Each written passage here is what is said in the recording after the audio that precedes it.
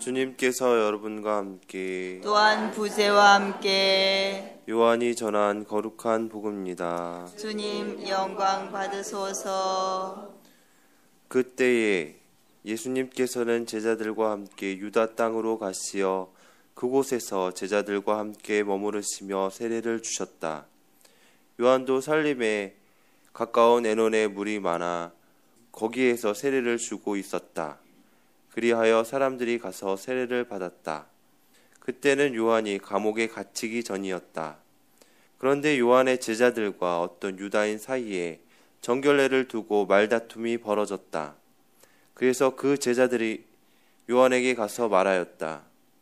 스승님, 요르단 강 건너편에서 스승님과 함께 계시던 분, 스승님께서 증언하신 분, 바로 그 분이 세례를 주시는데 사람들이 모두 그분께 가고 있습니다. 그러자 요한이 대답하였다. 하늘로부터 주어지지 않으면 사람은 아무것도 받을 수 없다. 나는 그리스도가 아니라 그분의 앞서 파견된 사람일 따름이다. 하고 내가 말한 사실에 관하여 너희 자신이 내 증인이다. 신부를 차지하는 이는 신랑이다. 신랑 친구는 신랑의 소리를 들으려고 서 있다가 그의 목소리를 듣게 되면 크게 기뻐한다. 내 기쁨도 그렇게 충만하다. 그분은 커지셔야 하고 나는 작아져야 한다. 주님의 말씀입니다. 그리스도님 찬미합니다. 찬미예수님. 네, 레미제라블 보셨죠? 안 보신 분도 많이 있죠. 레미제라블, 레미제라블, 불쌍한 인간들이란 뜻이죠. 다 불쌍한 인간들만 나와요. 거기에는 장발장이 이제 나오는데, 그쵸? 장발장이 돈을 많이 벌었을 때 팡틴이라고 하는 여자가 내쫓기는 거를 이렇게 모함을 당해서 내쫓기는 거를 이렇게 막아주지 못해서 팡틴은 이제 나중에 죽게 되고, 그래서 장발장이 쫓기는 가운데 있으면서도 이제 그 팡틴의 딸인 이름이 뭐죠? 코제트를 그냥 가제트 생각이 코제트를 이제 자기가 이제 맡아서 뭐 자기가 잡혀서 다시 벌을 받으면 되지만 또 그러면 얘가 어린 애기이기 때문에 살 수가 없기 때문에 얘를 맡아서 이제 또 도망 다니게 되죠. 쫓아다니는 경찰이 누구죠? 자베르인가? 걔가 계속 쫓아다녀가지고. 근데 이제 도망 다니다 보니까 사랑을 못 해봤어요. 누가 이제 누구를 좋아하게 되면은 또 자기가 잡히면 같이 피해를 당하는 거니까 누구를 이렇게 보호해줄 기회도 없었고, 근데 이제 이 꼬마 애를 이렇게 잠자고 있는 애를 이렇게 보면서 이상한 감정이 드는 거예요. 물론 나이는 뭐 한 4, 50살 차이가 나지만 애기지만 내가 이제 관계를 느끼기는 되는 거죠. 내가 보호해줄 아이. 그리고 지금 어떻게 보면은 살아가야 되는 의미를 느끼게 되는 거죠. 이 사람, 얘가 내가 보호해 주어야 되는 이 아이 때문에 내가 살아야 되는 거야. 죽지 말고. 그렇죠? 사랑하는 사람은 살고 싶어요, 죽고 싶어요? 살고 싶어요. 죽고 싶다면 사랑하는 사람이 있는 거예요, 없는 거예요? 없는 거예요. 맞았어요. 그래가지고 이제 별로 살고 싶지 않게 되는 거는 사실은 내가 보호해줄 사람이 없는 거죠. 내가 사랑하는 사람이 있으면은 이 사람 때문이라도 더 고생하지만 살고 싶은 거죠. 그래서 근데 이제 얘가 이제 나이가 좀 들어서 이제 좋아하는 남자가 생기죠. 이름이 뭐죠?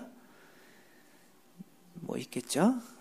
근데 이제 얘가 이제 그 혁명을 주도하는 애라 이제 죽을 위험에 처한 거예요. 정부군한테. 근데 그 사실을 장발장만 알 거예요. 이제 장발장이 이제 아버지로서 친아버지는 아니지만 이렇게 도와주고 있었는데 얘가 이제 또 딴 남자 좋아하니까 장발장은 섭섭해요, 안 섭섭해요? 섭섭하죠. 약간은. 그러나 그 이제 뭐 편지를 받았는데 얘는 지금 이제 조금 있으면 총 맞아 죽을 상황이에요. 그럼 이제 그냥 가만히 냅두면은 총 맞아 죽으면은 얘 코제트라는 애는 다른 누구가 좋아지기 전까지는 또 장발장이랑 좋은 관계를 유지하면서 서로 의지하면서 살아가게 되겠죠. 근데 장발장은 어떤 결단을 내려요? 이 코제트가 좋아하는 사람을 구하기 위해서. 왜? 뭐 자기가 계속 얘랑 같이 있을 수는 없잖아요.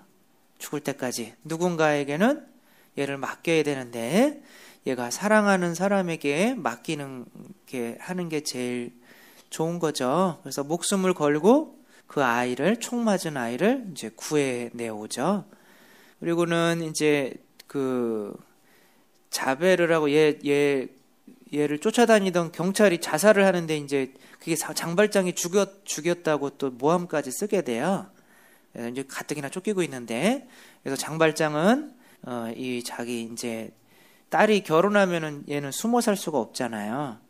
그래서 이제 자기가 좀 피해 주어야 되는 거죠. 둘이 결혼시키고 자기는 몰래 수도원으로 이제 피신을 하게 되는 거죠. 그래서 좀 짠하죠, 그렇죠? 아마 이런 게 그런 것 같아요. 이렇게 아빠가 딸이 하나 있는데 잘 키운 딸을 시집 보낼 때 아빠 기분이 좋아요, 안 좋아요? 섭섭하기만 해요? 에? 뭐 좋기도 하고 섭섭하기도 하고 막 그런 기분인 거죠. 그래도 내 딸로서 나를, 아빠를 그래도 계속 따르고 좋아하고 이 사랑스러운 딸이 어떤 어떤 놈한테 이제 가게 되는 거죠.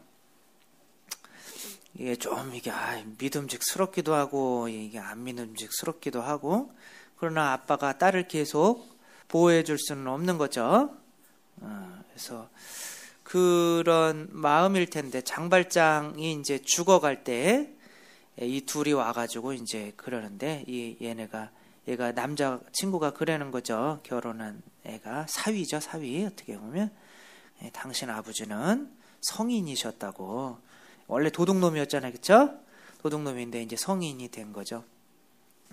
그래서 성인이라고 하면 그런 것 같아요. 내가 가지고 있는 가장 좋은 거, 그게 우리가 사람이 포기하기 가장 힘든 게 아마 애정인 것 같아요. 애정. 그렇죠? 신부님을 좋아하는 애정이 있어요, 없어요? 그거를 저한테 계속 붙들어 놓으면 돼요, 안 돼요? 그럼 어떻게 해야 돼요? 빨리 대답해봐요. 어떻게 해야 돼요? 지도를 많이 해줘야지. 여러 사람이 좋아야 돼. 됐다고 그래요. 이게 오늘은 이제 세례자 요한이 있잖아요, 그렇죠? 세례자 요한은 예수님이 나타나기 전까지는 이스라엘에서 최고로 인기가 많았던 사람이에요. 그래서 세례자 요한한테 그냥 다 들어와서 세례받고 뭐 궁금한 거 있으면 물어보고 막 어떻게 해야 되냐고 하는데, 예수님이 나타나니까 이제 세례자 요한은 이제 져가는 태양인 거죠. 이제 점점 예수님이 세례 주는 대로 다 가는 거예요. 세례자 요한이랑 같이 주고 있었어요, 세례를. 세례자 요한이 잡히기 전까지는. 그러니까 이제 이 세례자 요한의 제자들도 세례자 요한의 제자 중에 첫 번째로 예수님께 간 제자들이 누구예요? 요한과 안드레아인 거죠. 요한과 안드레아를 시작으로 해서 많은 이들이 이제 세례자 요한을 버리고 예수님께로 가는 거예요. 그러니까 이제 남아있는 의리 있는 제자들은 이게 열받는 거예요. 그래서 오늘도 이게 세례자 요한, 아니 당신 우리 모든 제자들이 다 이렇게 예수님한테 다 간다고 어떻게 하면 좋냐고. 그랬더니 세례자 요한이 뭐라 그래요?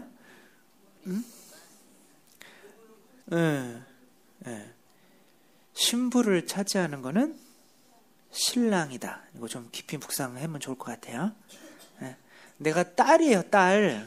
딸이지만 이 딸을 차지해야 될 사람은 아빠예요, 신랑이에요?